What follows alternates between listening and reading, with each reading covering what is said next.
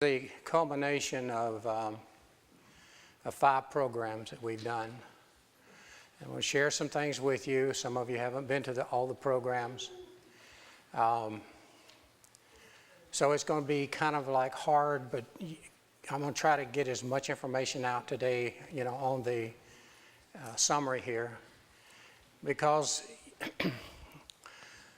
what they've discovered at UCLA and now in the peer-reviewed studies, I think at Cleveland Clinic and a couple of others, what they've done is they've reversed Alzheimer's and dementia in about 90% of the patients, which is, we thought, well, this is just early onset or maybe preconditions, but this was actually, some of these individuals had full-blown Alzheimer's diagnosed for 11 years, reversed it.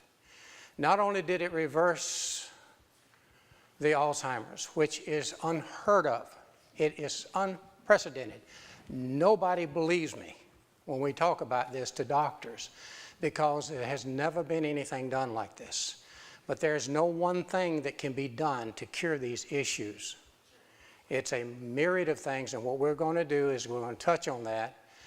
But in the series that we've had, what I did is I took the clinical studies that came out of UCLA, and I looked at each and every aspect of what they were talking about and tried to figure out what would be a good way, naturally, and maybe with some pharmaceuticals, could we deal with this. So before we get started, Pastor, would you have our prayer for us, please? Thank you. Gracious Heavenly Father, we are very humbled when we study these things about our brain. We know how complex it is, and we know that you are the master designer and creator of our bodies and our brains, and we are so thankful for that, Lord. But now we ask that you will be with us now as we learn new things about Alzheimer's, how to keep from getting it and how to reverse it. So we pray that you will continue to minister to us and educate us on this very important topic. In Jesus' name, amen. Amen. Thank you. Would you shut the doors there for me? The glare is too much. Thank you.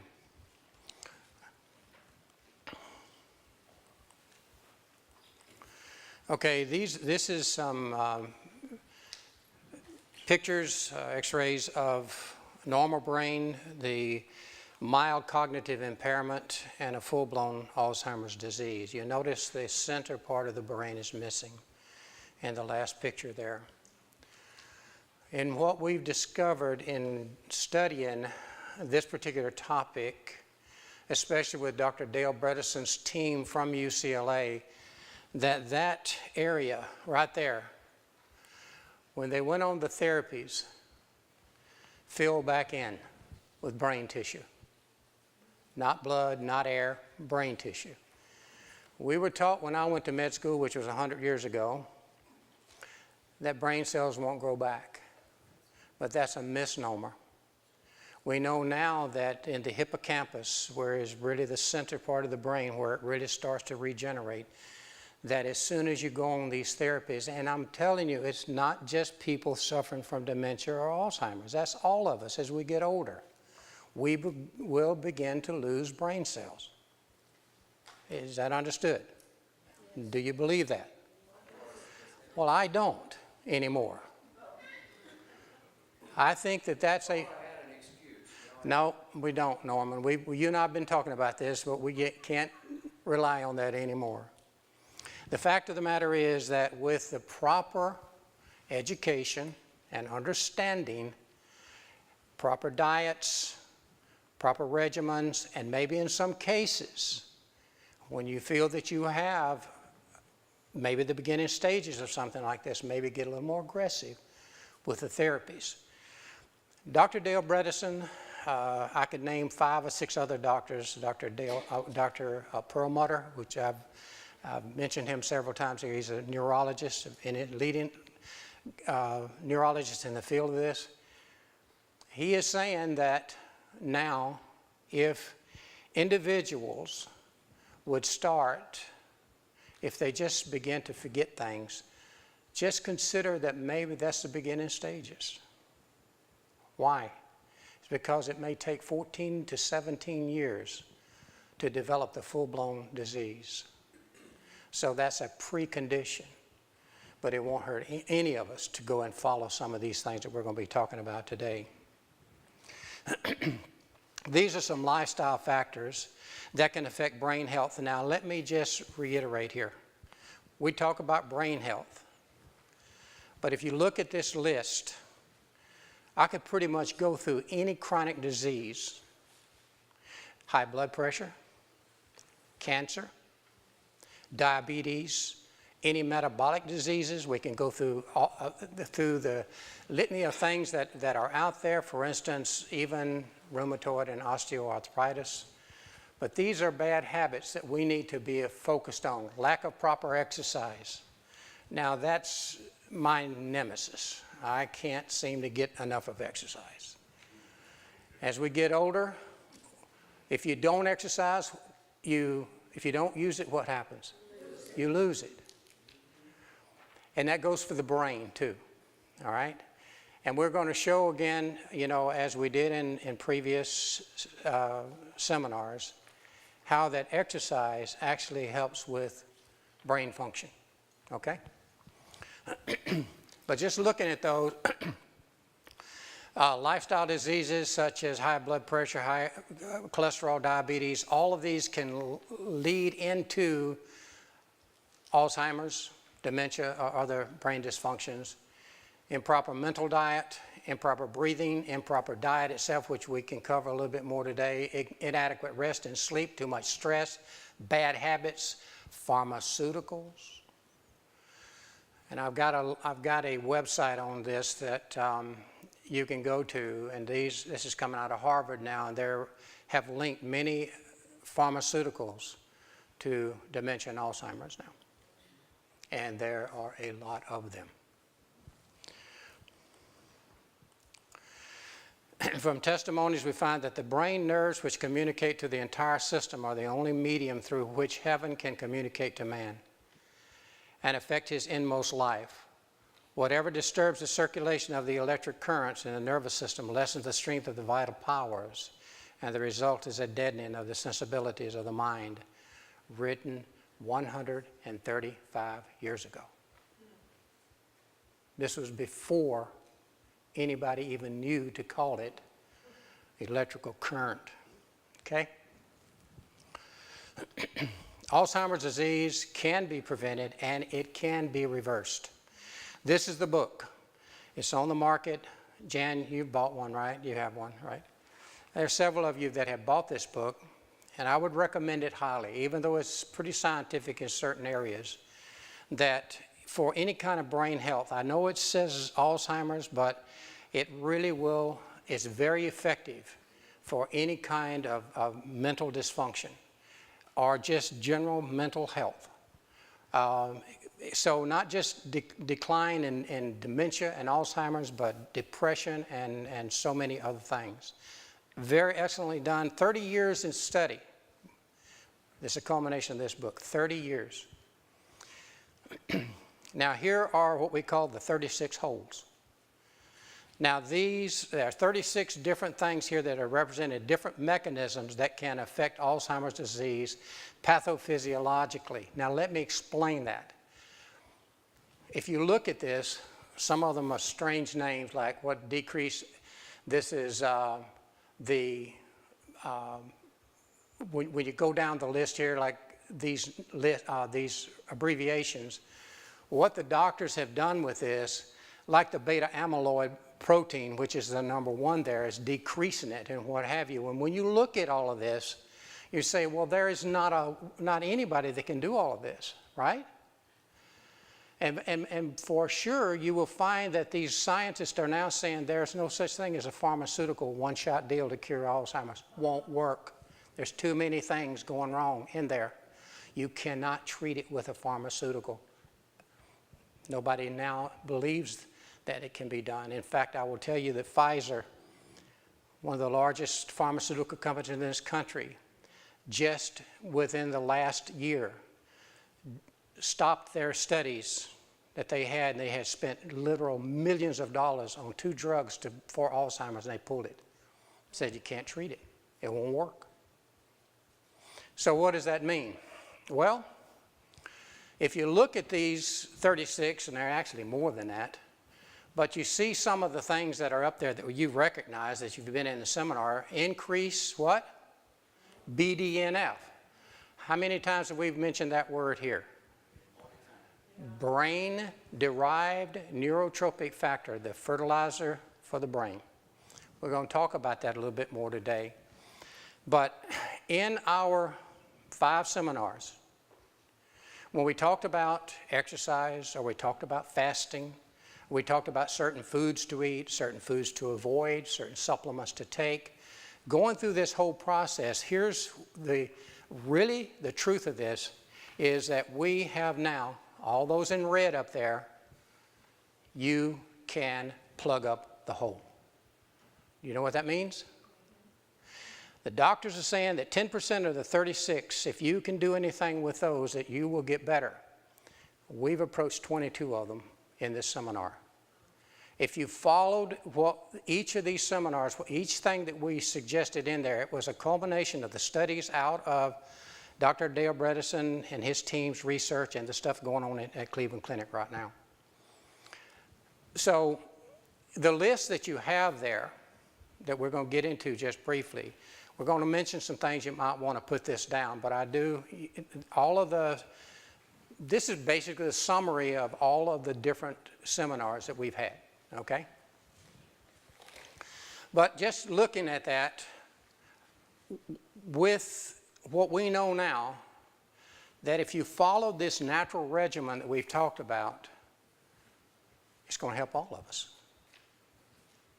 You will have what they say a 90% chance of reducing any kind of dementia, Alzheimer's, to improve your brain health. I would go as far as to say 100% of you could improve your brain health with this. Okay. Best diet for Alzheimer's. Carbohydrates. What is it? Eliminate your consumption of refined foods like white flour and sugar, especially bread, packaged snack foods, chips, pretzels, and so on. Eliminate them from your diet. Avoid any food made with high fructose corn syrup, and might I just say any kind of sugar at all. Avoid artificial sweeteners, and we went through that and explained why artificial sweeteners are so bad for you, and the fact that it destroys gut health, which we had an entire seminar, actually a seminar and a half, on how to improve your gut health. How many of you remember we talked about the link between the human gut microbiome and the brain? This is very, very vital. This is relatively new science. Now the gastroenterologist and the neurologist are talking to each other finally. And they're saying, you can't separate the two. In fact, they're now calling the gut, that's your small intestine and your large intestine, your second brain. There are more serotonin and other neurotransmitters produced in the gut than in the brain. Can you imagine that? Why did God design that?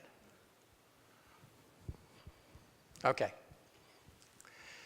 Eat moderate amounts of organic whole grains. But here's, if I were to mention the word epigenetics, how many of you remember what that word means?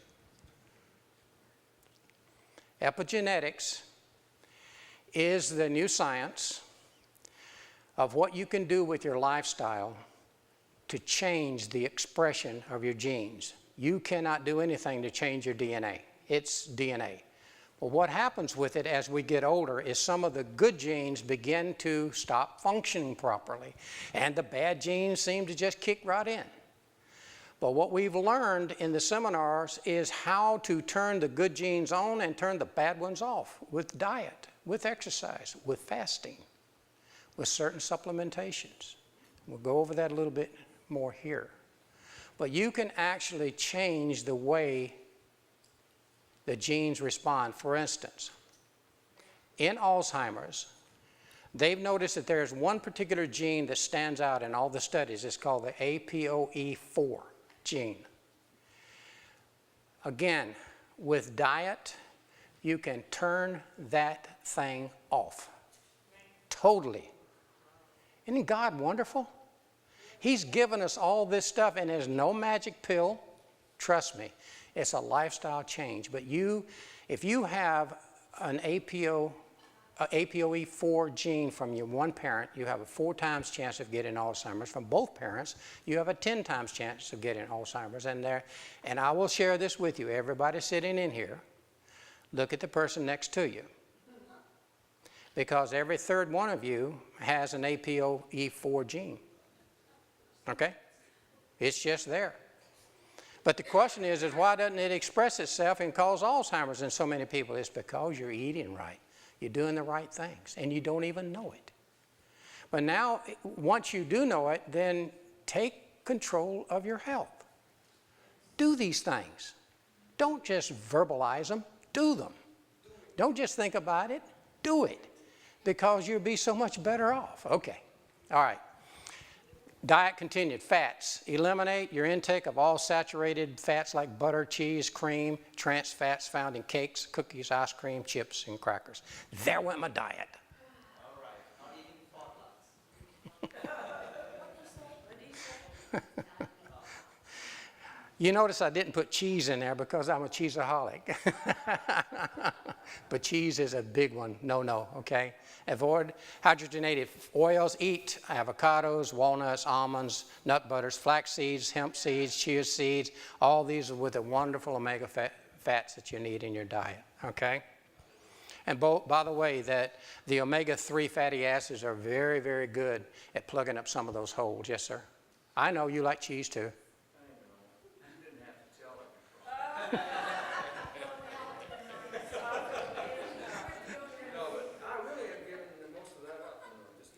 Me too. But yeah, the cheese, but the hydrogenated oils, I mean, and you mentioned use olive oil. How about avocado oil? Yeah, if it's cold pressed. Again, you limit all of this. Yeah, all oils, you should just limit the amount you eat. The higher price of the oil, the better. Say again? The higher the cost of the oil, the better off you are. Yeah, exactly. I was going to say, I did a research on avocado oil. Is the one that the burning point is 950. So it's the oil that has the highest integrity when you heat. But also, so as far as cooking, I consider that Olive oil? Avocado, yeah. Okay. But as far as the other healthy oils that I consume is coconut oil. I think that's a miracle oil because it reacts differently. But I have to share this with you, though. Limit the amount of oil that you get in your diet. The best oils are your omega oils. These others you can eat, but with limited amounts, even olive oil and avocado oils. Just be careful with the oil situation, okay? Why? You have any idea? What? Exactly. And what is it? What do these refined foods do? They just add a lot of calories and virtually no real value, except coconut oil. I will agree with you there. It has some benefits. Proteins. Completely eliminate animal proteins. That's suggested in their diet, in their program, all of their programs. And by the way, I'm going to mention this. The American Heart Association, the American Diabetic Association, the American Cancer, American Dietitians, and there was one other one. All are saying the same thing. Eliminate animal and animal byproducts if you have a chronic condition. My suggestion is maybe you ought to leave them off anyway. Ann? I know what you're saying is good, but I'm thinking we're from a third world country, right? Where you have people that can't afford certain luxuries and people that take oil. And these poor folks on a daily basis, sometimes 5-6 days a week, great coconuts, cook it, it comes down to oil and custard, and that's what we eat on a daily basis. And these people sometimes live to 100, 106, sewing, cooking, not even wearing glasses. I mean, something isn't right with this equation. I'm sorry. Yeah, again, you have to think about this, Ann. I mean, they probably have accustomed themselves to doing that. I'm not suggesting anybody in here eat a lot of coconut oil. I'm just not going to do that. Because it's just something that, I mean, if you're going to eat anything, I think coconut, like I said, is one of the better ones. You know, and it has some benefits because it's got some, it can, and they use it in the diet, in the ketogenic diets now because of the particular oils that are in there, the short chain fatty acids that are in there, that they do help to increase the ketosis in individuals that are trying to lose weight and what have you. It's good for the brain as well. Yeah. Is that the same you get as that, like milk, the coconut milk? You can use milk, coconut milk? Totally different, folks. You got to understand, these are refined foods. Need to stay away from them if you can. And everybody says, well, let's eat almond milk or let's drink rice milk. And I would say that you need to remember what they are. Okay, they are refined foods. What are you supposed to use? I would do it with limited. Don't make it a routine thing. You need to. What are you supposed to be eating, folks? What have we been preaching? What? Tell me. Fresh fruits, fresh vegetables, nuts, seeds, grains, cooked legumes. That's it. If you've got a condition like cancer or you've got Alzheimer's or anything else, and you go out and start eating a lot of coconut oil and almond oil and all these other stuff, you're not doing yourself any favor. That's what I'm trying to get across to you. It's the way God designed us. You've got foods out here that you can eat and get all the amino acids, you get all your vitamins and minerals and everything else. You know, you just have to stay away from refined stuff, period. Seriously. I know we get in the habit of eating chocolate. We get in the habit of eating sweets. We get in the habit of eating breads. We get in the habit of milk and things like this. So we use substitutes. We go ahead and do the almond milk and stuff like this. And we just go whole hog with it. You can't do that, as we say in the South. You just can't do it. It's all in moderation. But if you really want to eat a lot of food, just go ahead and eat the fresh fruits, fresh grains, fresh vegetables and things like this. This is what you should be doing. All right? I don't want to go in that anymore. Okay. Eat lots of fiber.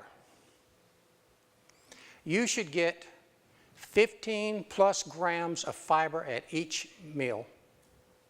That's the new study that's out. 15 grams. The average American eats 12 total during the day. Okay? Where does fiber come from? Plants. A plant-based diet. And you should actually look at the label. You should study this on your internet and try to find out if you're eating, say, lettuces, and you get iceberg lettuce versus romaine lettuce, you need to look at how much fiber you're really getting in there. But fiber is one of the most important parts as far as the human gut microbiome. And if you're not getting enough by eating your fruits and vegetables and all the other good stuff, then go ahead and add the supplement. And what supplement do I suggest? Psyllium. Psyllium husk fiber. It's non-nutritive, and it adds the fiber that you need during the day if you're not getting it in the food you're eating. Diet, the intermittent fasting. How many of you, by a show of hands, ever fast? Let's see your hands. Okay. Now, you notice it says intermittent fasting are also just caloric restriction. I just want to add that to it because sometimes diabetics should probably get a little calorie, and most diabetics can fast too, but if the doctor has advised you against that, you can just reduce the amount of calories you're getting. What happens physiologically, okay?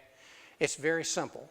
When let's say that you eat your last meal last evening at 4 o'clock and you wait until 12 o'clock the next day to eat again. That's intermittent fasting. You've reduced the amount of calories that you're going to get in that day's time.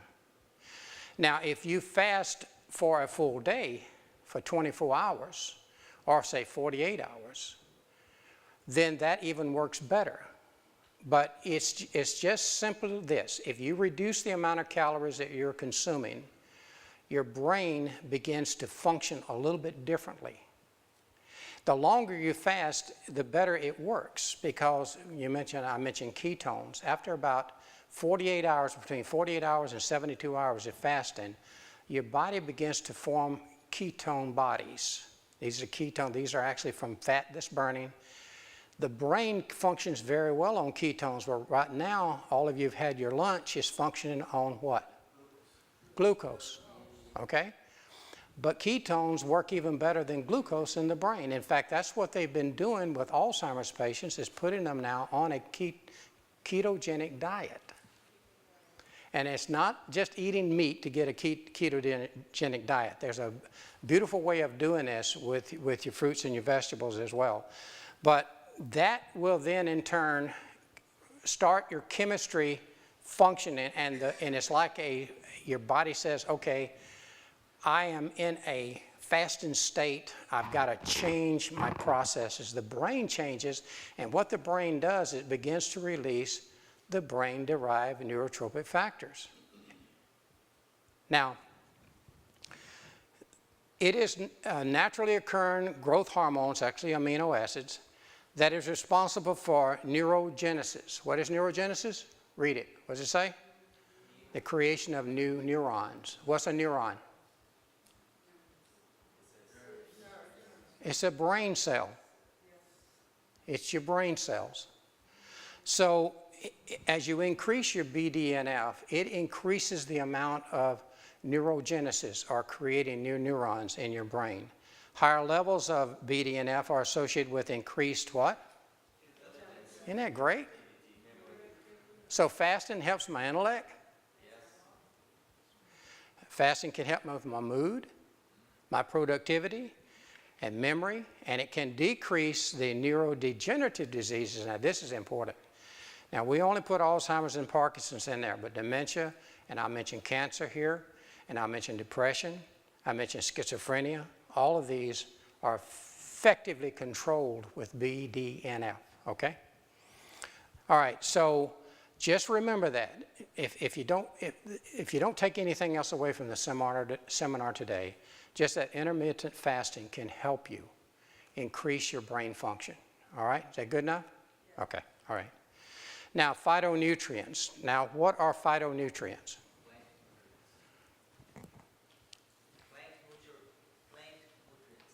Plant chemicals that goes beyond vitamins and minerals and fats, proteins, and carbohydrates. How many of you have ever heard of the word resveratrol? From grapeseed and grape? Well, there's a supplement on the market that we're going to talk about a little bit. There's another one that's a kissing cousin with that one that we get from blueberries. And it's also in blackberries, it's also in bilberry, it's also in a number of these things. But these are very, very interesting phytonutrients.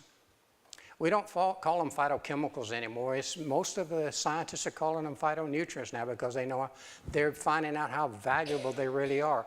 How many of you remember me talking about sulforaphane? Where do you get sulforaphane? Jeff, you know that. Broccoli. You get it from broccoli. Now, let's take that to the next step. Broccoli, mature, nice head of broccoli, you can get enough. But if you eat broccoli microgreens, do you know what a microgreen is? You plant the seed, you let it sprout, it forms the first leaf, it's called a cotyledon, then it goes to the second leaf, and then you harvest it, 14 days. Do you know how much sulforaphane is in the microgreen? 40 times the amount that's in a full mature head of broccoli. Sprouts are the same, 5 and 6 day sprouts. How many of you have ever sprouted? Let's see your hands. I'm going to challenge you on this. Go back to doing that with your kale and your broccoli and your cauliflower and all of the cruciferous vegetables of the cabbage family because they're loaded with sulforaphane. And we've now noted that sulforaphane, like resveratrol, triggers more release of BDNF and other neurotropic factors. Isn't God great? In a delicious food like a microgreen, and they are delicious, folks, I'm telling you. I've just taken over the responsibility of, I don't know, are we recording this, Chester? I'm not going to say then. I've got a rather large farm that I'm developing for a group, and that's the first thing we're going to be doing is microgreens and petite greens because they're so healthy. It's just off the scale. It's got indole 3-carbinol, it's got DIM, there's so many different wonderful phytonutrients in there that will effectively control a lot of bad diseases, including cancer. Okay? All right. Again, on your phytonutrients, eating 5 to 9 servings of fruits and vegetables a day. And then remember, the color is so important. The dark blues, the purples, the reds, the oranges, the yellows. Within these phenolic compounds, you find the antioxidants that your body needs. You find these wonderful phytonutrients that the body needs to fight these diseases. So the brighter the color, the more nutritious it is for you. Choose organic or grow your own. Microgreens, we've already talked about that. And there's a myriad of websites on how to grow sprouts and microgreens very inexpensively. Drink herbal teas instead of coffee and tea and eliminate alcohol. Of course, we don't talk too much about that because we don't need it. But soft drinks, coffee, black tea, stuff like that, just eliminate it from your diet because it does interfere with brain function. Okay, now this is on your list. These are the vitamins, and I think if you look at Dr. Dale Bredesen's, all the Wes Youngberg, some of these other doctors are talking about with their diabetes, all of these vitamins they suggest to take, okay? PQQ and CoQ10. I'm not going to go into each one of these. I'm just going to talk about those two right now as far as the brain is concerned. How many of you know what CoQ10 is? Have you heard it before? Okay. If you're on a statin drug, the doctor's now prescribing CoQ10. Why is that? Because statins remove it from your cell and you need to put it back in. Well, what does CoQ10 do? CoQ10 really helps the mitochondria. These are a little power plant in each of your cells. It helps them to function better. But if you add the PQQ to it, PQQ will actually increase the number of mitochondria in your cell. So working together, that means you're having more energy produced by your cell, and the brain is no different than your heart cells or your kidney cells or your muscles. It all functions the same way. And it's very, very important for the brain health. So that's on your list, and the amount that they recommend. And all of this, by the way, was taken from the studies. This is not something that I dreamed up. This is something that these doctors are saying. Now, I might have added a few things to it because I know that it functions better if you add that. For instance, they didn't mention PQQ, but I know how important it is. Yes? Bill, you're not mentioning the vitamin C. Clarify one thing for me. On that vitamin C, they say that you should not have large doses of vitamin C, and I'm sure it's because of the acidity type thing in your stomach, in your gut. But would you take the ester C in lieu of the vitamin C? Right. And if so, same amount? Yeah, absolutely. In fact, you know, I would not take ascorbic acid at all anymore. I don't take it. I take a buffered C, and there are many types. You mentioned ester C, that's just one. You have the amino acid chelated C, you've got calcium ascorbate, potassium ascorbate, magnesium ascorbate. All of those are buffered, and they won't hurt your stomach. But you get the benefit of the vitamin C. Now, the best is the natural vitamin C. but it's very expensive and hard to find sometimes. It's very good to have that. But now this is somebody that is, we're talking about preventing Alzheimer's or somebody that has Alzheimer's. That's the reason why they need to take this, even on a good diet. If you take all of that, you won't want to eat. I know. See, you can diet by taking your vitamins, right? A lot of these vitamins are together, vitamins with the minerals are together anyway. You can find them. And What vitamin C did you say? well, we were talking about the ester C. It's a buffered type of C, or you can take what they call the ascorbates, which is potassium ascorbate, calcium ascorbate. They're all on the market. But they are, the amino acid chelated ones are the best because the body will utilize them more effectively. Again, going back to what I was saying, the natural vitamin C is better than all of these because it's got the bioflavonoids in it. But it's very hard to find and very expensive. But if you look at this, Jan, your B complex there, pretty much you take one pill and you get all the Bs that you want. And sometimes they'll add these minerals to them as well.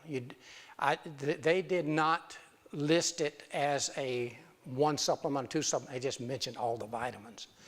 So you can find them in the store, you know, with this. Now you notice the last three there on the list.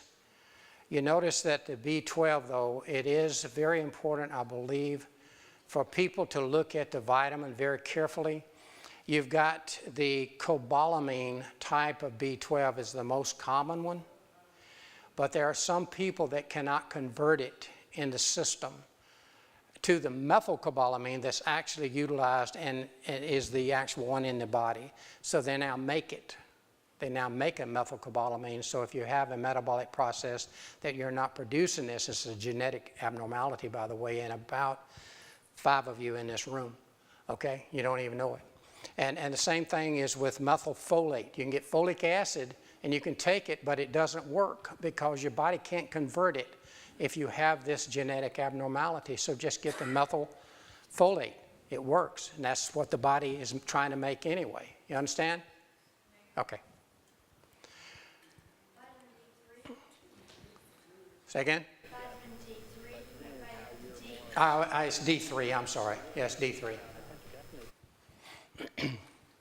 And again, these are supplements that were added to the regimen. And I want you to notice something here, that when we talked about those 36 holes, okay, that some of these particular supplements work primarily on 1 or 2 of those areas.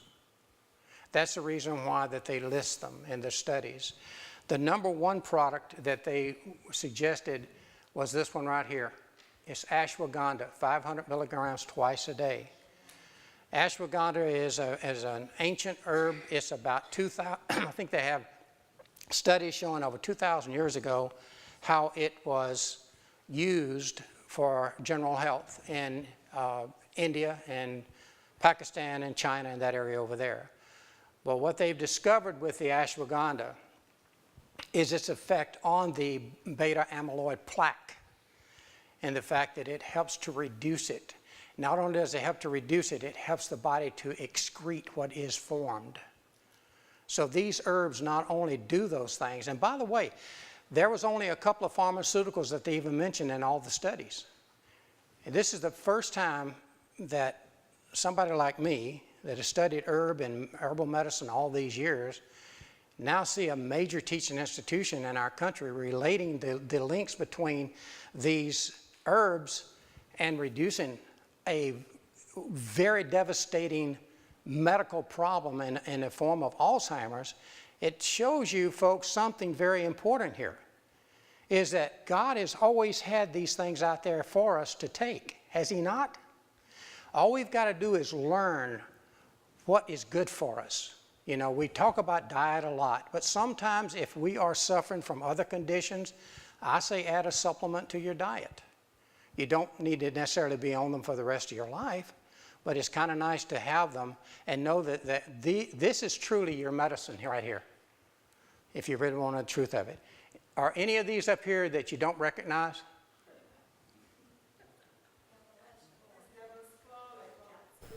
You don't go over each one? You know what turmeric is, right? What's turmeric? It's a spice. It's yellow. Trust me, very yellow. We had, in manufacturing, we used to manufacture turmeric, and it took 4 days to clean up after we manufactured it. And you think, stainless steel doesn't really absorb anything. We clean it real good, and we alcohol it, and we go and clean it again. We take a white cloth and wipe in there, and there's it yellow again. After about 16 or 20 times, and you finally get to a light yellow, finally. I mean, it is really powerful stuff. It really is. How about boswellia? Remember myrrh and frankincense in the Bible? Boswellia is frankincense, really. What did the Bible say about these things? Myrrh and frankincense and the balm of Gilead. They were all medicine. They used it as their medicine. In fact, you can go to Jeremiah, the 8th chapter, and read about how that Jeremiah was saying to and I'm paraphrasing, to the fathers of Israel, he said, basically, why are your daughters sick? Don't you have the balm of Gilead and physicians? Balm of Gilead, along with the myrrh and the frankincense, are all amber from tree, where they slice the tree and get the sap. It's basically the sap. These are called phytoalexins in the world of chemistry and natural medical chemistry now. And they are the protective mechanism for the plant, but they are also protective to us when we take them. So every one of these plays a major role in boswellia and resveratrol. I put the resveratrol. These are all very definitely what they call phytoalexins. They will help fight cancer like nothing you've ever seen. So these two, the boswellia and the resveratrol, work so well for a myriad of things. Also, if you look at Bacopa and Gotucola and these, we've used those for high blood pressure, because they are vasodilators, and they work very well for people that are suffering from, high blood pressure and a myriad of things. Ann? Yeah. What? No, cat's claw is different. Yeah. Yeah. But the ones that are in red, these are the ones that are most effective. But I would center in on these two. If I had my choice, Jan, if I was going to take products, I'd get those right there. The resveratrol, which we've talked about, and the ashwagandha. What if you just take that resveratrol without the transveratrol? Well, it's resveratrol anyway. I just put it in there the way it really is, okay? And Botswana, yeah, that's the one. Boswellia, yeah. I hear you. Any other questions about the herbs? All right. Say again? Oh, well, I would go just this way. I'd start right here for scoline. That plant is called Coleus forscoli. Coleus is just like the pretty little plants with the variegated leaves and different colored leaves that you find in the store. I mean, they're ornamentals. They put them in all around yards and everything else. This particular one is from India. And they discovered that this forscolene is in the root of that particular plant. And right now I'm doing some experimenting with it, just so you know. I'm going to have some here in the States before too much longer. I believe strongly in this because it's a vasodilator, and it works naturally, so you don't have to worry about, okay, down the road, all of a sudden you get a sympathetic inhibited outflow because you got a vasodilatation. It doesn't work that way. Natural medicine have buffers. I mean, natural herbal medicines have buffers in them. And I've never seen a problem with this one. And go right up the list there, go to Gotucola. It's also very good for this. And these are all herbs that you can grow in your yard. pretty much, well, this one, Bacopa. Have you seen the dollar weed we have here in Florida? They call them dollar weeds. They're a little round-looking crazy thing that grows everywhere. It's the same basic plant. And this will grow anywhere. It's something we try to get rid of, and we find out how good it is for us, right?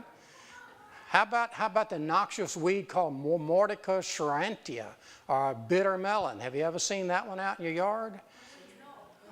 Well, it's everywhere, and it just takes over orange groves, and it grows over everything. Guess what? We've talked about this before. You take the leaf off of that thing, it's bitter. Put it in a little hot water. If you've got diabetes, a little sugar problem, it'll control it better than metformin, glucophage, or all of them. I will guarantee it. And Florida has the most potent one in the entire world. It's all over the world. I found Mordica down in the Amazon, seriously, and Oriente in the Amazon. I found it in the islands here. It's called what? You remember? Circe. Yeah, they can find them at the roadside too. Yeah, everywhere. And it's phenomenal what it does for blood sugar. And not only that, it gives you all kinds of energy when you do it. Because what it does, we've discovered that taking this drives the sugar into the cell. Instead of it circulating in your bloodstream, it drives it into the cell, making your cell work better, making your mitochondria work better. Mordica, bitter melon. It's not up there. We were just talking about it because I know that a lot of them know about the Circe in the islands. What do you use it there for? No kidding. What kind of medicine? Just general tonic? Because it would be good for that. Yeah. Yeah, exactly. It's good for digestion. Do you know that? It helps with the gut human microbiome. So these things, and they're right here in the, you can go outside. In fact, you have some right around here. I know I got it in my yard. So anyway, okay. But a lot of these things you can grow. Turmeric you can grow here in Florida. I didn't put ginger on there, but ginger's another good one too. Okay. Huh? Oh, absolutely. I use turmeric in the boswellia primarily, and that was the reason it was up here, because the anti-inflammatory effect that it has. And since all of the whole picture, when they're talking about Alzheimer's, the first thing that the doctors talk about is reducing inflammation. And you can't reduce it any better than with turmeric and boswellia. Yes, ma'am? Is turmeric better in like a supplement form, or can you take the stuff out of the store, the ground stuff? Stuff out of the store is fine. Yeah. Absolutely. I had a question like that, because you can buy a whole big jar of turmeric, but I wonder if it's as effective or if they extract something. They don't. No. It's just a ground root. Dried it and grind it. That's all it is. Yeah, seriously. How much is it, should you take? Yes. How much? She said, Yes. how much? I don't want to take it. Try to overdo it and tell me how it worked for you. No, I would say, I take probably 2 teaspoons a day. That's what I take. Well, I took some of that. That turmeric was something else. I got so dizzy, I couldn't get off the bed. I just laid it. Seriously. I mean, I thought I was going to pass out. It was the alcohol in there. See, I told you not to do that. I did that. You said take this. Well, it could be something that you need. You just don't realize it. You think it's bad, right? Well, when I'm going, my mind's going, my head's going like this. Why don't you take a little bit less and then build up to that? I don't want that experience again. Sometimes my that sugar, this turmeric and something else with it, I can't remember, because I threw that away. Something about the same thing. Just because it made you dizzy, huh? I do take the turmeric. You know, I don't know whether it was Jan, that's a good point, because a lot of people think that. You'll take something and you get kind of a side effect, right? Oh, I don't want to take something bad about that stuff. Ooh, man, I'm going to take that. When what his body is telling you, you need it. Because there's nothing wrong with this herb, and I will tell you, I don't know of anybody that has an allergy to it. And the thing is that when you are experiencing something like that, you know, what you have to do is look at the physiology of what it's doing in the system. Maybe you and I ought to talk about this, because I know some things, the reason why that might have happened. Why didn't you tell me that before? I did. No, you didn't. I do. Well, it's been a year and a half ago. Oh, you think I remember that? Oh. That's why I said. That's the reason I'm on this program. Someone going around, I remember. Let's you and I talk about that, because I do remember that. I really do. Okay. All right, reducing inflammation. Again, this is one of the top things that they talk about in the book, and then the new studies and everything else. Regular exercise. What does exercise do for inflammation? It starts the body's function, okay? That it produces, if you get your exercise level, and it's like the Dr. Youngberg was talking about inflammation. And he was talking about exercise, and he was talking about that, you know, when you walk a mile, you jog a mile, or you run a mile, it doesn't matter. You'll still get the same benefit from it. It just takes you longer to get, if you walk it, than if you jog it, and if you run it. Still benefits from it. That's all it is. So think about exercise in that fashion. Now, I'm going to turn something over to Chester here in just a few minutes, but about exercise, and he's going to share some things with you. Sleep, we've talked about that. When is the best time to get to bed? Before midnight. How many hours before midnight? 3. Thank you. Why? Melatonin. Circadian rhythm, and go ahead, what's the rest of it? Your body heals itself better before midnight than after midnight. In fact, they're saying now that the healing aspect of your body is you get, for every hour that you get before midnight is worth 2 hours of rest after midnight, okay? 7 or 8 hours. Relaxing, studies have shown how important this is to lower inflammation. You know, and one of the best ways of doing this is studying God's Word in prayer, in my opinion, into helping you to relax and trust in God. Learning to turn everything over to Him. It sure does help with your health. Avoid allergens, any kind of food allergens, gluten, dairy. Some people are allergic to corn, but the reason why is because they probably have a bad gut situation. We had an entire 2 programs on this, on the leaky gut syndrome and on the human gut microbiome. We'll touch on that just in a minute here. But the connection between the gut and the brain has been shown now to be one of the major new breakthroughs in medicine. It's less than 5 years old, really, and the studies that they're doing with this. Suggestions on helping you to repair your gut. Avoid the sugar, again, and artificial sweeteners. Avoid drugs like antibiotics, steroids. Why should you avoid antibiotics when you have to take one? Kills the good bacteria.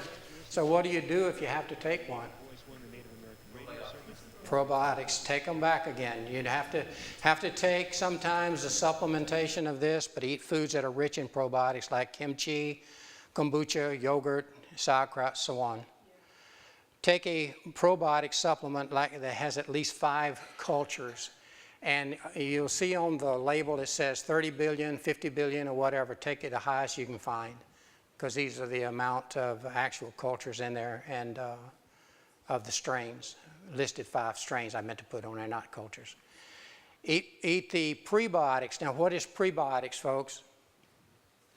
What does prebiotic do?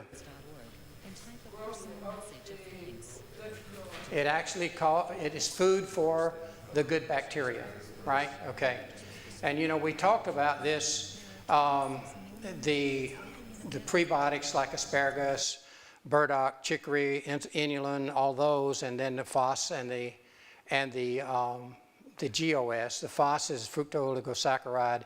It's found in inulin, chicory, and stuff of this nature. But I'm going to share this with you. Number 9 there, resistant starch, that's the new one. We talk about the prebiotics of the sugars, the fiber, and having, but what is resistant starch?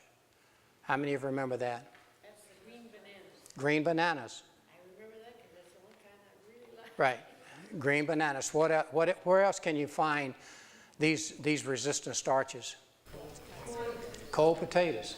Exactly. You bake a potato, boil them, put them in the refrigerator, and when you eat them, they have formed a resistant starch, meaning that it's not digested in the stomach and the small intestine. It goes on through to the large intestine. Do you know what it might do in the large intestine and why it's important? It feeds bacteria, a different group of bacteria. The particular bacteria that it feeds are the bacteria that actually produces the serotonin. It actually produces a healing compound for your colon. And you can find it also in your legumes, beans. You find it there as well. And Call now 1-800-775. loudly, I can't hear you now. 775-4673. Here again is your host.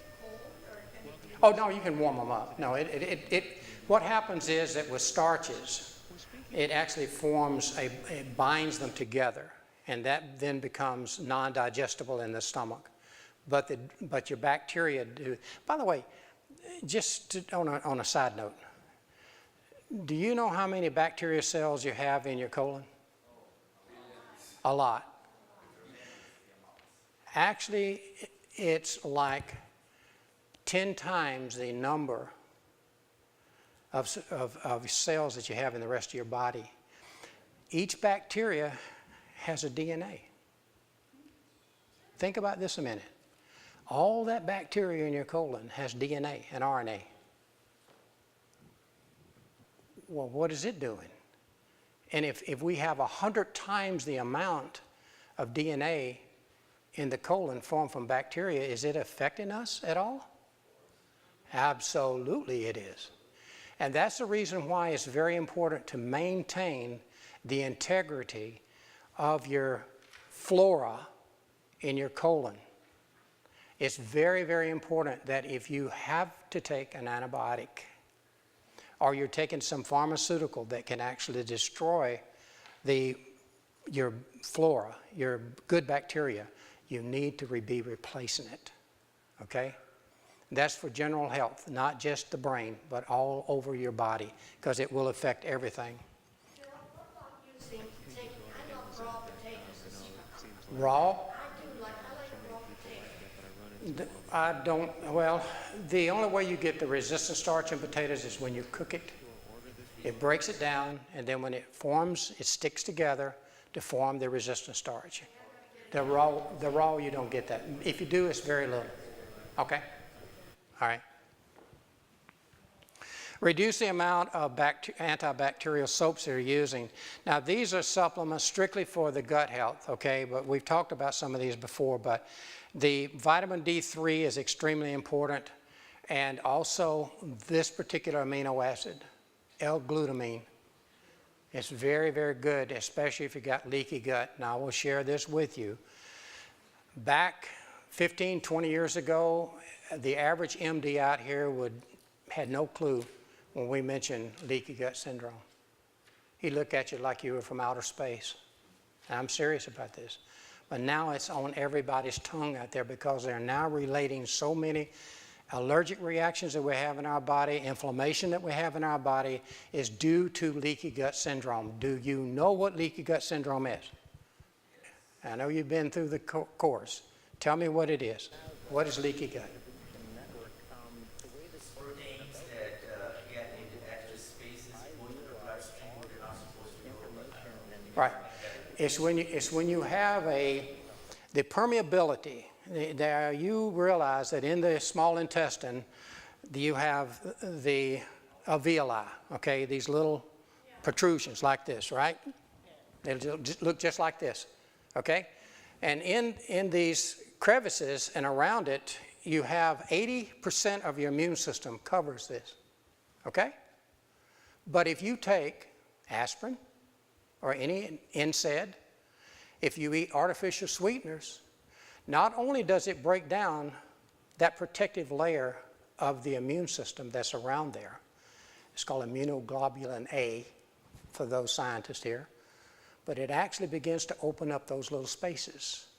And you're absolutely right, Elamar. When those spaces open up, when you eat a food that's not completely digested, like a protein from corn, soybean, or some of these more gluten, because it's hard to digest these, what happens is those small molecules of protein gets into the bloodstream through these cracks. And when it gets into the bloodstream, the immune system will attack it as a foreign protein, which then in turn creates allergies.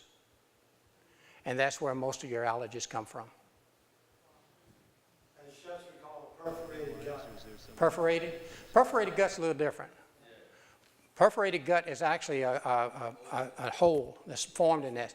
This is really, it's just an increase in permeability or the actual spaces that are between the alveoli. It's a little bit different. Now, but you're right, they can be perforated, and I've seen that, you know, in slides, in pictures where they did, and then it's very hard because it just starts in a whole thing. Cancer is one of the end products of all this, okay, folks, I'm telling you. So in having to close these up, L-glutamine does this, and so does the vitamin D3 that we've talked about so many times here, and quercetin, which is a bioflavonoid that you find it in citrus or wherever, and then of course your collagens, your vegetable collagens in particular. Flax seeds are good for this as well. Again, you know, drinking lots of good water, taking your fiber, taking your probiotics, your prebiotics, all of these are important. Also for the leaky gut syndrome, okay? All right. Now, Health Basket, I found, say it loudly.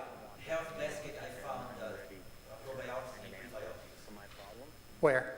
Health Basket. Oh, okay. Okay, all right. No, I hear what you're saying. Together. People used to work in a residential lifestyle change. The health basket, the one in Mount Dora. Become very motivated, but it can't. And I think you're going to find it over there in Villages too, and probably in the medicine, vitamin shop. Okay, Chester, if you won't mind sharing now, I'd appreciate it. But I like your point. That is, you don't have to have the motivation to be, a world-class bodybuilder. You just got. You want this? Okay. Okay. No.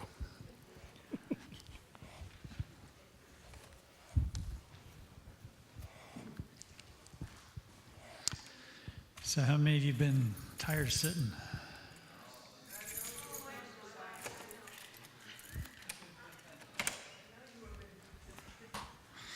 We're going to get up and do a little exercise. Before we do that, let me tell you something. I'm not going to give you much of a lecture on exercise, but I do want to tell you this. One of the emails that I follow is MedPage Today, which is put out every day to physicians, keep them on track of what is current. Guess what came across MedPage Today on the 26th of last month? Headline: Exercise tied to delayed dementia symptoms in gene-driven Alzheimer's disease. And that is, I was going to turn your mic off, but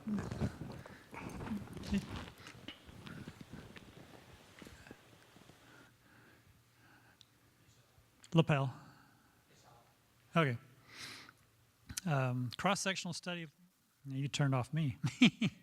Cross-sectional study looked at autosomal dominant Alzheimer gene carrier.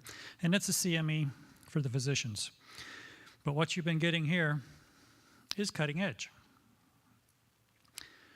And some of the doctors are starting to get fed it. So let's talk a little bit about exercise. What kind of exercise is good? Any. Aerobic and anaerobic. If you're doing exercise, what gets more activity, your muscle or your brain?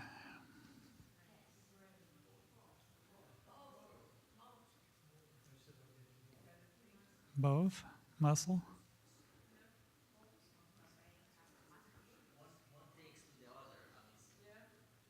Strength is 90% mental.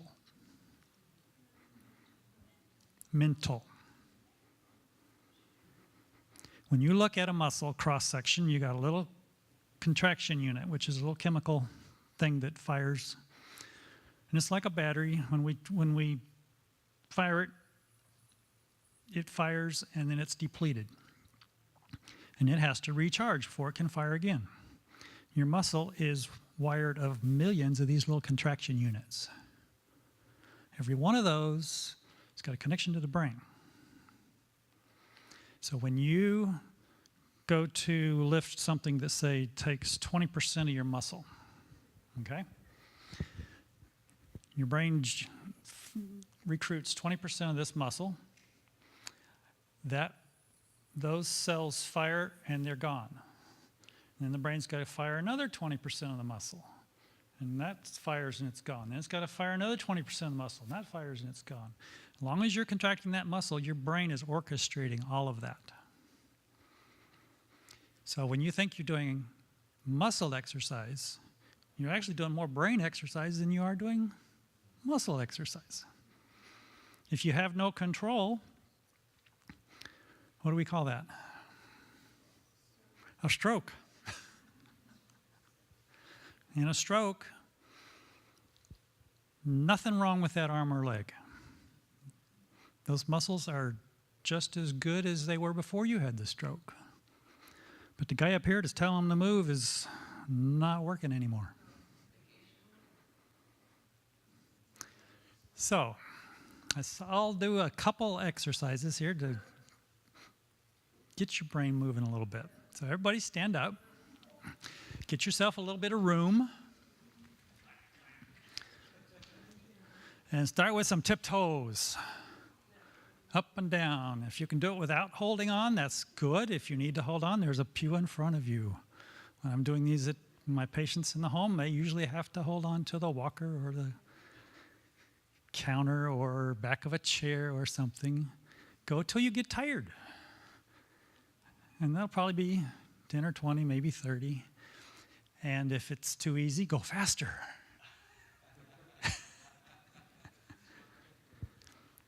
Feel a little down there? Get some blood flowing.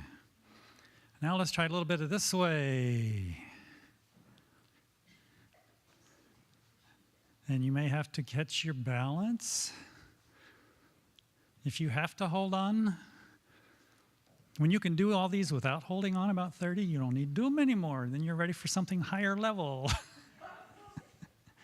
But if you're on the elderly side and you have a hard time getting around, these will work. I work with the older population all day long.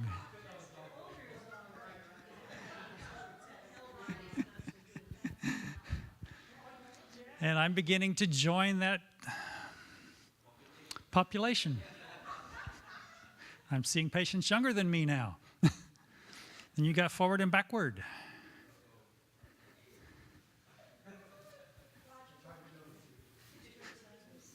You can turn sideways, yeah. And then you can do the other side when that one gets tired.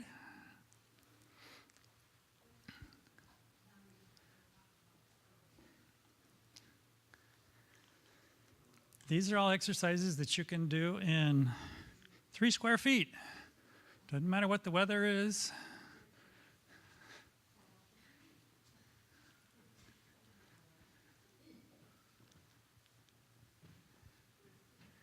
Getting tired yet? Switch. Notice they're getting a little bit harder.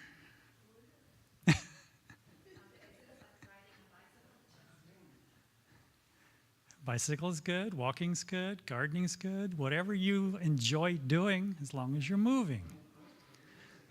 Okay, how about this one? These are what we call shallow knee bends. You go down as far as you're in control. You go to the level that you're able. As you do it, you'll get stronger. And eventually you'll be able to go all the way down and then get all the way back up.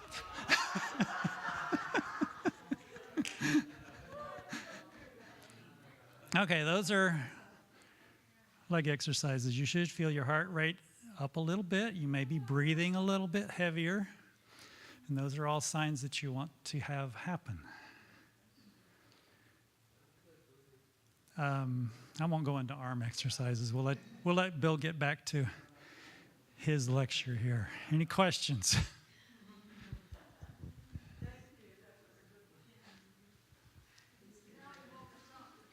Woke you up?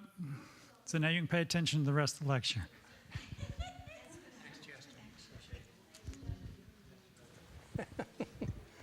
Back up. Okay. Am I on? Yeah. Okay, it's time to go home and go to bed now. Thanks, Chester. I really appreciate that. But when you think about it, you know, we talk about walking. Well, I don't have any place to walk. You know, if I try to get out on 452 and walk, I'd get killed. So, you know, doing exercise, because now I got a treadmill too. But really, seriously, the takeaways from today is you really do need to exercise. All of us do. You know, especially since I'm out of breath, and that's all, that little bit I did. Okay. But start with moderate activities, and then, you know, activities you can do without really getting out of breath, fairly light and sometimes hard. Moderate sweat is good, really good. Gradual build up to 30 minutes, up to 60 minutes a day, you know, when you're doing these. And you'd be surprised, it won't take very long for you to build up. And the more exercise you're doing, we talk about the brain, what about the cardiovascular system? What about the peripheral vascular system? Everything is helping, okay?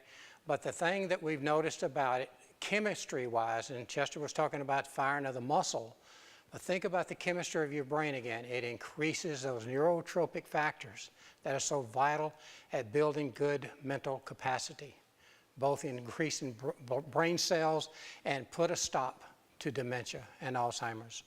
Mental exercises. Now this one, I'm going to share with you this. I've got a list of things that we're going to talk about. It's on your, I'm not going to talk about it because it's on your sheet, but I want to read this to you. There is nothing more calculated to energize the mind and strengthen the intellect than what? The study of the Word of God. Do you believe that? Yes. Do you believe that? Oh, yeah. Absolutely.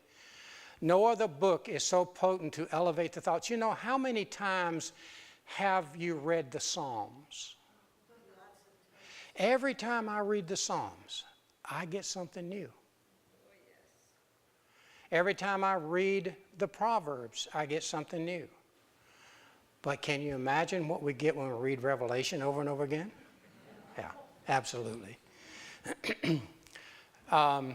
If God's Word were studied as it should be, men, women, would have a breadth of mind and ability of character and a stability of purpose that are rarely seen in these times. The search for truth will reward the seeker in every turn, and each discovery will open up richer fields for his investigation. But it really does help to protect the brain. Now you have those exercises that I put on your list there. All of these are kind of interesting. Practice them, and it will help you. Now, in closing, I'm going to talk a little bit about reducing these other factors in brain health. The reason why I did this in particular is the advanced glycation end product. Now, do any of you remember what that means? Okay. When you fry a food, When you bake bread and it gets nice and toasty and brown and it really tastes good, right? Do you know what that is? Advanced glycation end product. Do you know what it does? It's the worst thing in the world for your brain. Is that the reason why they tell you not to eat it when it's hot? One of the main reasons, exactly. But you know, you think about, well, that pretty much covers most of the stuff I eat. Did you say Thank you. No, it better not be. Because again, what are we talking about here in this seminar? What has this been about? Alzheimer's, dementia, brain health? It's the worst thing in the world for brain health. It's horrible for brain health.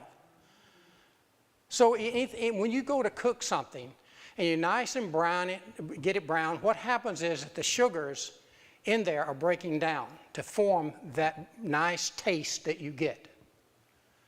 And we're all used to eating that. But it's the worst thing in the world for your health. They teach you that in culinary school. Huh? They teach you how to cook like that in Yeah. culinary school. Exactly. So in other words, you shouldn't use bread, toasted bread. No. Same thing. I like toasted bread. I don't. Don't we all? I mean, you're not any different than the rest of us. I like bread. I don't care how it's fixed it. But the point we're trying to make here is that and by the way, not just dementia, Alzheimer's, or whatever, but it also is very bad for individuals with diabetes and other metabolic diseases. So I will probably do another seminar on this before it's over because I know that it's been a while since we did this. But that right there is really one of the other factors that they talk about in one of those holes in the roof of that barn, is that particular type of food. So when they mention plant-based diet, they're talking about fresh fruits and vegetables, nuts and seeds and grains. All right? Are you saying we can't eat toast? You can eat anything you want.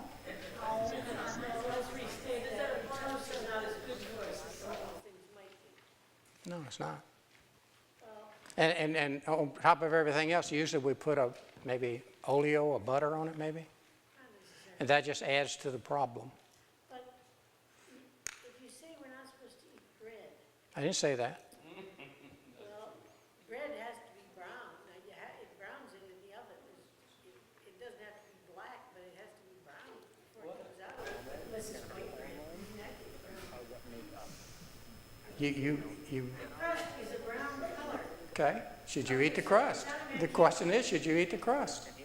I eat the crust. I know. But you just said we're not supposed to eat that because it's not good for us.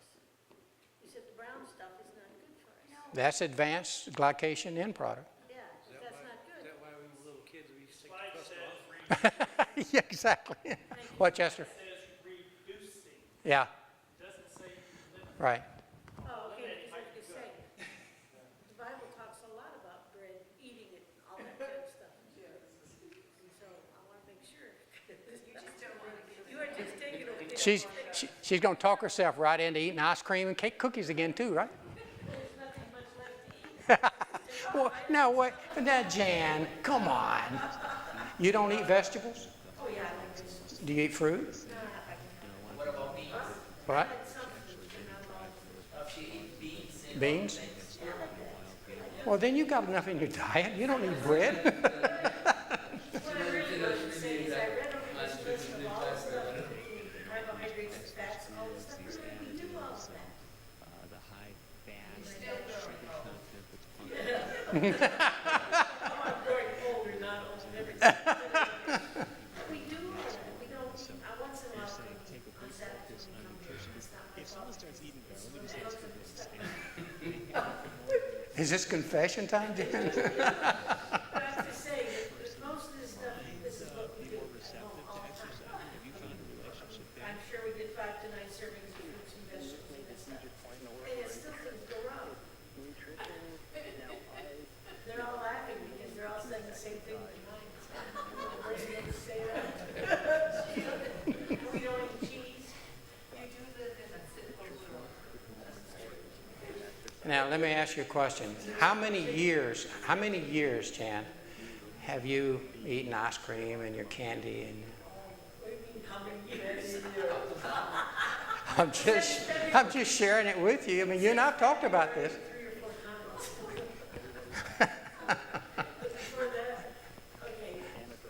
But I will guarantee you, standing right here in front of you, that most all chronic conditions are lifestyle diseases. Lifestyle meaning what you put in the pie hole. Seriously. You got to really consider that, though. If you're in the last, let's say that you have a condition, not that you do, but I've got high blood pressure, okay? But I deserve it. I worked hard for it. Right? It was enjoyable. Now what do I do with it? I'm 76 years old with high blood pressure. What am I going to do with it? I'm going to do some of these even more stringent than you are to get that down, and that's what I've been doing. You know, you've got to. I mean, like I said, I worked hard all my life, and I got the diseases I needed for that too. But I didn't eat right, and I will tell you that not one doctor, I will guarantee you, not one doctor going through med school has a clue about diet. You should see the garbage they eat. Seriously. And I mean, I have a big, fat, huge cardiologist. I'm not going to mention his name. Oh, he's a big, fat cardiologist. I mean, he is big. And the other day I was following him eating his Snickers bar. You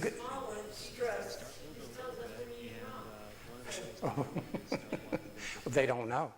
And I'll be honest with you, that cardiologist, and he's a good cardiologist, by the way, he doesn't have a clue about diet. He will say to you, diet doesn't make a bit of difference. But if there's one thing that I want to get through to anybody that ever comes to any of my meetings, diet makes a big difference in what you do. And like I said, you know, food can be your medicine, and medicine can be your food.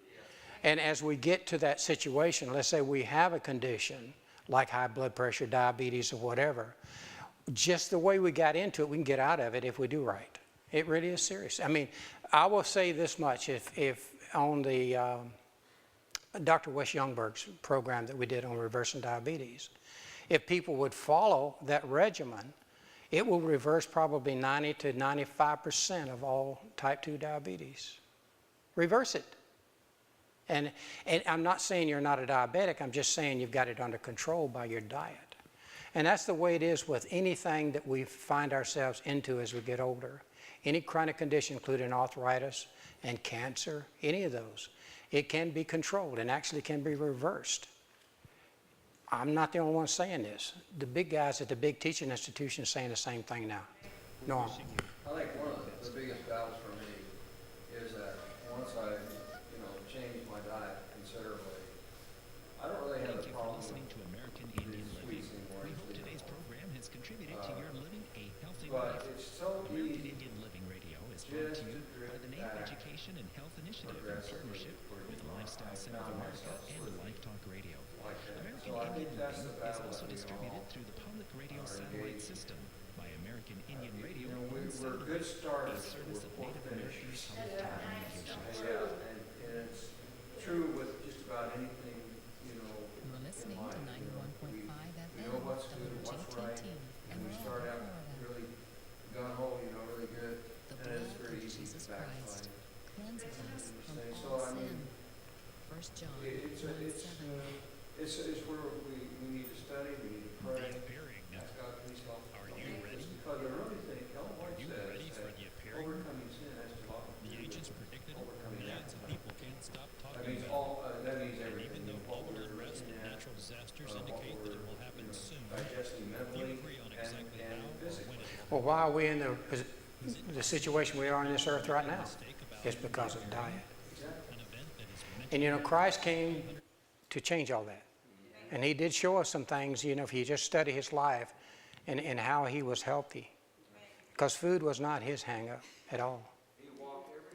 Adventist Church, Right, exactly. located at 4130 But I still love those fried potatoes, real nice and brown. But you know, I've given that up. I don't really fry hardly anything. I don't give it up. Well, I'm like you. I mean, I was raised on cornbread and biscuits and gravy, and I know. Scott. There's a book called The Ministry of Healing, if anyone hasn't read it, Morning Your Body. It actually teaches doctors to tell their patients that things that you've done to your body have already reached you. So I believe Dr. Huggins is doing is trying to help us to recover. And now, here is Dr. Derek Morris. Elmar. There's a scientist who wrote a book called The Pleasure Trap. And how it can work everything else. And we need to reassess the pleasure. I mean, reassess the pleasure trap, not to be trapped. And then we have the right sensation, the right things. It's an amazing book. Well, I think, Norm, what you're saying is the fact is it's changing our habits. You know, yeah, it's easy to slip back, but I'll share this with you in eating salt. I love salt, you know, in the day coming up because that's what we ate in the South. But as I got away from eating salt, if I eat something real salty today, I mean, eating a potato chip or something of that nature with salt on it, it's just, I can't do it. Yeah, same here. I have the same experience. I used to love salt. You know, sugar is another one like that. If you get away from eating sugar for a period of time, when you go to eat something sweet, it's sickening sweet. It really is. It's a wonderful. Huh? I think it's wonderful that God has given us the capacity that if we stick to a period of time in which we try these foods, we no longer want them. And to me, that's a blessing because when you decided even to exchange phone numbers so that they could keep in touch and pray for each other. When I look at a cookie or ice cream or something sweet or something very salty, she felt spiritually. You know, Marilyn, I think that we probably should have a seminar on sugar. And, you know, there's a book out called Sugar Blues. And it talks about something in the neighborhood of 1,500 negative things that happens to your system by eating sugar. And I just want to give a quick testimony. I attended the diabetes on At that time, my A1C was accosted by a kingdom breaker. Way too high. And this man asked her many fact sheets about the problems that he saw in the church. I tried hard to follow problems. He showed her many sheets of my blood sugar started to drop. And when they checked them last time, it was 6.2. really? It's not bad. Well, I started intermittent fasting. But you remember you suggested that to me, to fast. But I didn't do it days at a time. Now I'm doing no snacks, 2 meals a day. And so if I eat around 7, I go right through and I don't start again until midnight for my breakfast. My blood sugars have gone, and I haven't taken any glucophage. The first time I've done it, the next day, my blood sugar was 91. Wow. Then it dropped to 88. By the third day, I was 74. Now I'm running between 80 something and under 100. Wow. And I have been following a lot of what you were talking about today. And I'm seeing the benefits. I can't wait to see my A1C, yeah. coming up, you know. Now, my question, that's my testimony, it works. And at first, it was hard. I love all those things that you talk about. And cutting out the rice, the pastas, the refined foods and stuff is tough. But when you're looking at life, then you start talking to yourself. I do you live or eat what you want to die? And that's been the results that I've been seeing. Now, the question I would like to ask is about digestion. I understand that the older we get, the less hydrochloric acid we've got. So breaking down those foods and releasing nutrients. My question is, what can I take naturally to help me increase that intensity? Okay, okay. Right, one of the best things, and I don't care what age you are, after you eat a meal, instead of sitting down, is just to get up and walk or do some exercise for 10 minutes. What they've discovered with that is that it increases your digestive processes. You digest your food more, you utilize more of your food. And the other thing is that when you eat food, it gets converted into glucose. And instead of the glucose then circulating in your bloodstream, it actually drives it into your muscle tissue, drives it into your cells. So it helps you reduce that. On your digestive issue, it also increases your hydrochloric acid to do that. Just exercise, just simple exercise. Now, if you have ever had a test where you find you have less of the hydrochloric acid in the stomach, there's a product on the market that's called betaine hydrochloride. It's a supplement, and you can take that only for about a week or so, and it will increase your hydrochloric acid very effectively. Okay. Betaine? Yeah, betaine. Right, hydrochloride. Yeah. Okay. But that's a test, huh? I just quit putting it on my food. I just quit, stopped. You understand where I'm from the South.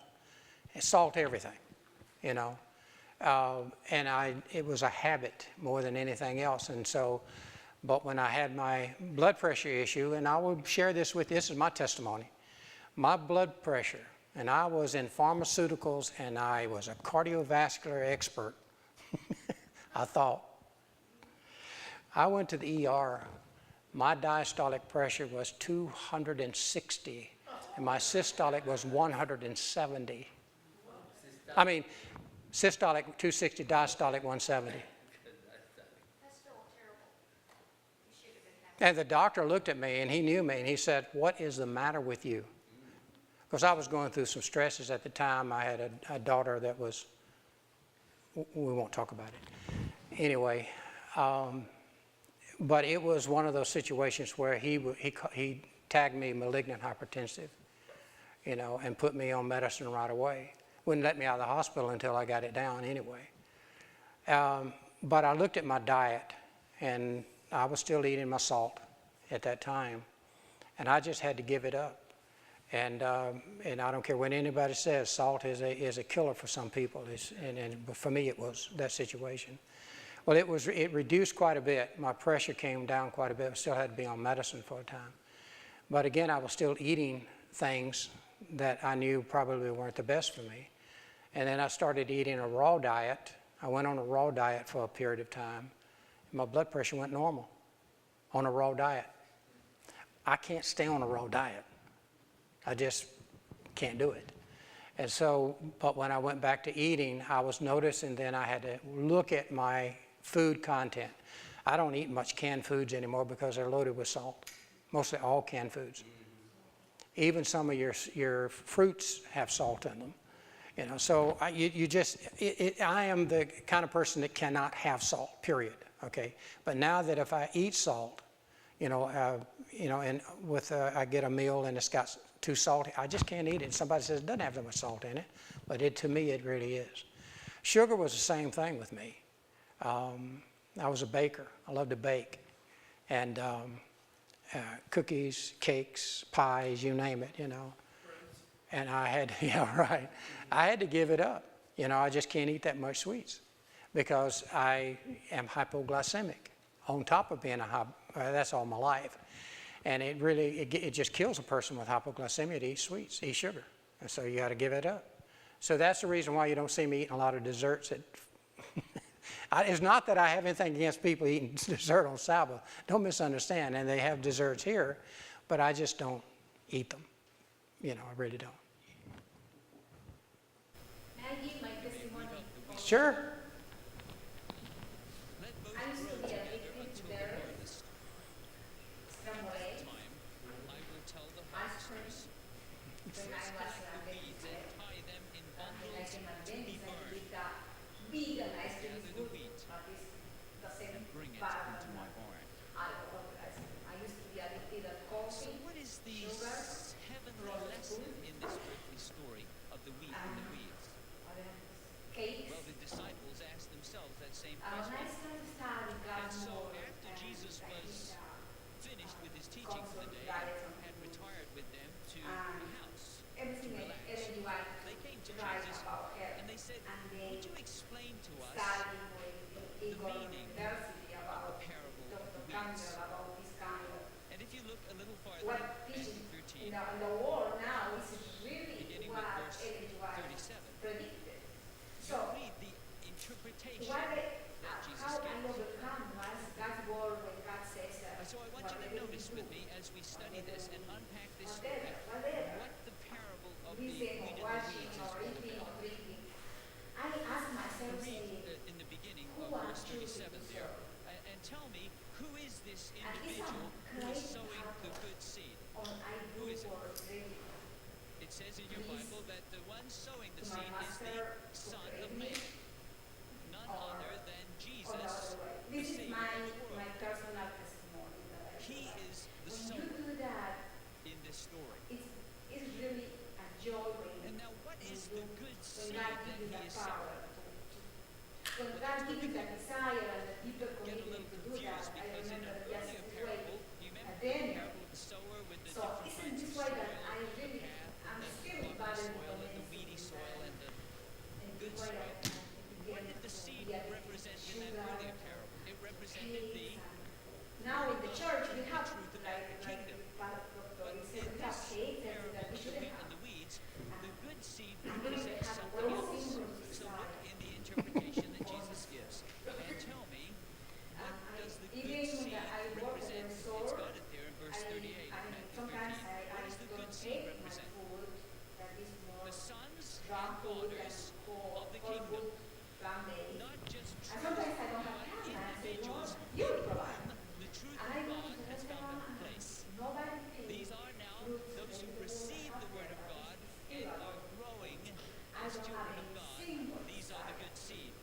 on And the Son of Man plants these men because and one women thing is in in his Rome, I always field. remember God's Now, word.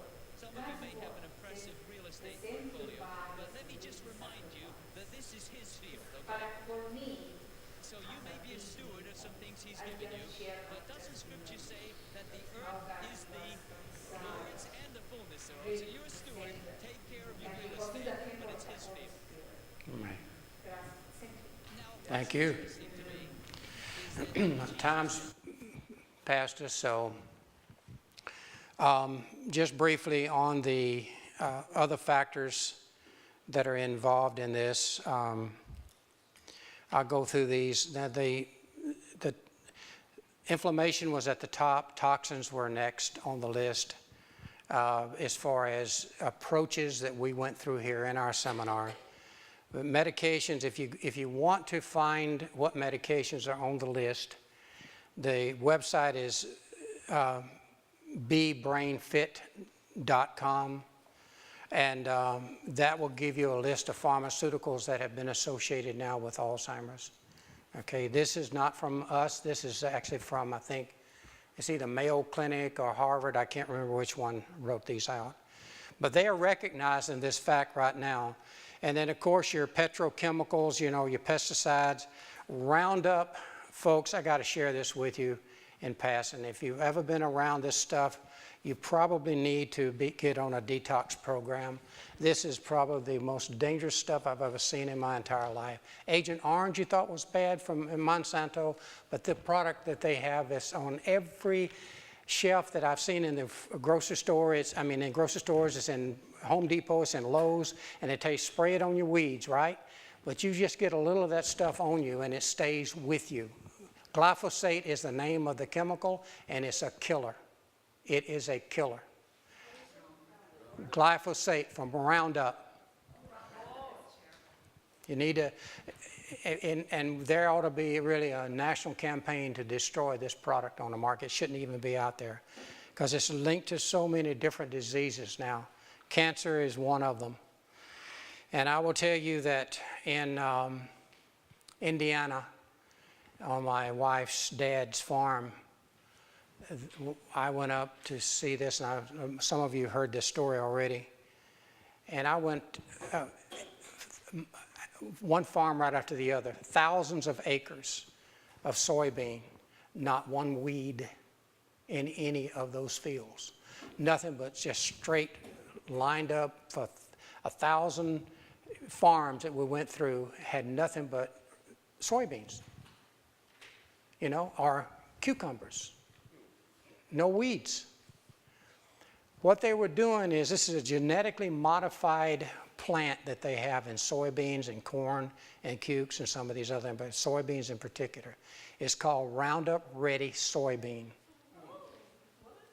Roundup Ready soybean is the name of it, and it's about the only kind of soybean that's grown anymore. The reason why they did this is a genetically modified soybean. They actually have spliced in a bacterial gene that's resistant to Roundup into the actual soybean. It's called genetic modification, GMO, okay? And they can then go in and spray all the Roundup they want to on the field to kill all the weeds. The soybean it doesn't affect. Or does it? And the answer is yes, it does. Systemically, it gets into the plant, and it's in our food chain. I don't care what you think. If you're a meat eater, it's in your food chain, because they use a lot of this. And originally, they used the soybean and the modified corn, which they put Roundup on as well. They used it in animal feed. And in fact, I will share this with you. The Chinese now have refused to buy any soybeans or corn from the United States. They don't want to get it in their food chain. But we have it here, and we've allowed Big Ag to do this. This is my warning to you. This stuff is really dangerous, folks. It really is. And like I said, because soybean is used in so many different areas in our food chain, that you need to really be watching what you're eating. That's the reason why I'm saying more of us are going to have to eat what we grow ourselves. And I know it's a radical statement, but it's true. Not going to talk about the rest of these, but I just want to close with this. The brain is what? It's the citadel. What does that mean? It's your communication between you and God, right? Isn't that how you communicate with heaven? When you pray, isn't the brain involved with this? All right, listen. Of the whole man, the wrong eating habits, the dressing or sleeping affect the brain and prevent the attending of that which the student desires, a good mental discipline. Any part of the body that is not treated with consideration, your gut, your brain, your cells, if you don't consider these things that we're talking about, He has given us a pattern. He has given us the formula, folks. It's in Scripture. If you don't believe me, read Genesis. You'll find out the food that God gave man to eat was what? What? It was plant-based. There was no animal food until after the flood. And if you believe the Bible and the antediluvians living to be 900 years of age, maybe we ought to pay attention to this, right? Any part of the body that is not treated with consideration will telegraph its injury to the brain. I want you to remember that in closing. Now, you've got the sheets here. If there's ever any questions in the future, you bring them back. We can sit down and talk about them, okay? Well, time was way over, and I want to go ahead and close now, unless you've got any other questions. Okay, shall we stand?